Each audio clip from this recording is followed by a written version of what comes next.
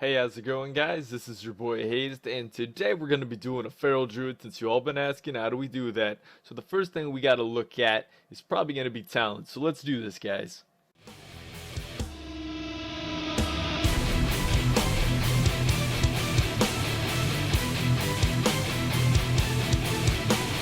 So the most effective way to kill a feral druid is definitely going to be using asphyxiate, but you'll see in my duel I'm using chillblains because of the fact I want you to see how to kite out a feral to keep yourself alive, because using asphyxiate, if you do that, it's going to be a lot easier to kill a feral. It's going to be a lot more point blank of how you're going to do this. And once you force a feral's trinket, the next stun is when you're going to burst and basically forcing him to lose. Now, other than that, how do you go about the duel? Okay, so how do you go about the duel? So what we're going to start out with, I'll show you on the dummy over here. So what you're going to do is basically the feral opens up on you like a rogue, just like I explained before. You're going to trinket that. Now the opening trinket, now I've tried to use desecrated ground, but it doesn't allow me to get far enough away, and with a couple duels as you've seen, they'll hit me with another stun so soon that it forces my second trinket, which I can't have that. So what we're going to do is use IBF since it moves with us, and we're going to distance ourselves and hit the target with chains.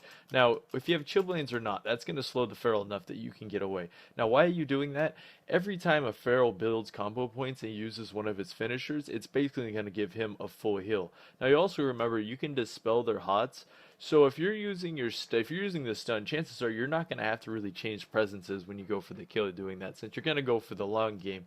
Now, using chillblains, if you're going to do it that way, you're probably going to not go with the actually, you'll probably go with the Dispel because you're going to be a lot more offensive in the long run with taking those hots off, I'd have to say.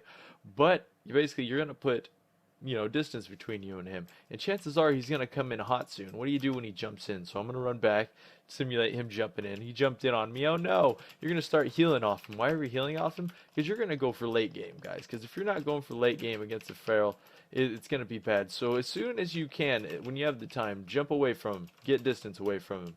Buy some more time, use your siphons at range, pop your plague leeches, use them at range, and then when he comes back in, because the ferals will close the distance, and you gotta be ready to change gears and go from DPS to back to healing. Now, if you're popping your stun, you have your stun, it's gonna be around the third time you kite when he comes in hard, so make sure you have runic power with that. He comes in hard, he pops his stun.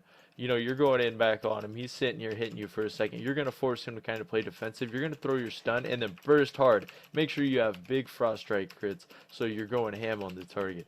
And that's when you're basically going to end up killing feral. It's when you're going to basically use everything to get the kill.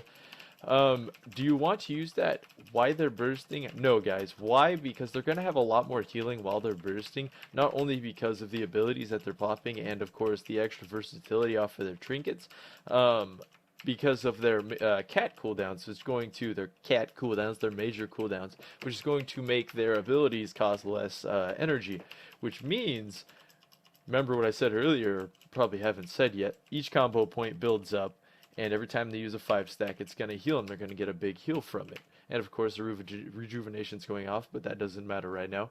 But that big heal they're getting is going to be a lot more while they're bursting, because they're going to get it a heck of a lot more. It's almost spammable. So while they're bursting, it's going to be pretty important to put some distance between yourself and the target.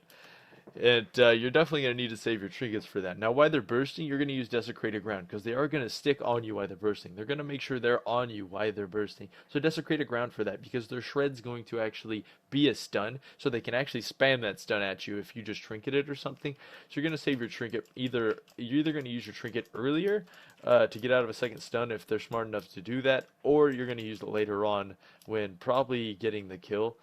But anyways, so yeah. So this way, the stun, it's going to be that stun's going to be when you get the kill. It's easy mode with that stun. From there, if you're using chillblains, your kill's definitely going to be with silence. You're going to hit him with that silence roughly around 50%, and that's when you're going to burst on him, as you'll see in the video how I do. But anyways, guys, let's jump over to this. I hope that helped you out for how to duel ferals. Guys, just practice it up, and I know you can do it, so let's jump into this.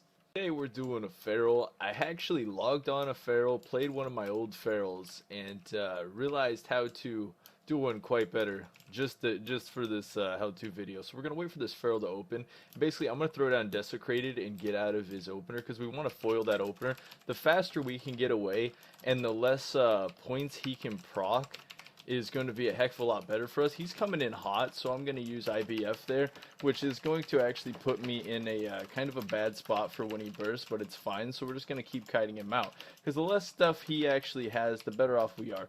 And now we're just going to dispel, you know, his buffs and whatnot and stay on him. We're going to steal the next thing he casts. We're pulling him in, and we're just going to keep kiting him out. This is going to force Feral in a really off position here, because we're slowly going to whittle him down if he doesn't do something. He's coming in hot. He's probably going to burst here because he notices he's in a very bad position. I'm still just going to heal up off him when he comes in close and just kind of stay alive, because you notice he's having to play a lot more defensive than I am.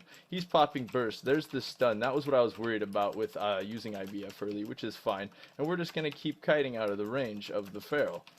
And we're getting more chains on him. Now, he can get out of those or whatnot, but it's not going to help. Now, this is where I'm going to counter burst. Now, notice how low he is. He's going to have to use his stuff on healing himself up. So we're going to go in and use our cooldowns and go for the silence, and then go for those big frost strikes, and it's going to be GG on Mr. Feral. So you got to remember how to do those first little parts. I'll re-explain it a lot better. I'll probably do it in the intro. You probably already heard it.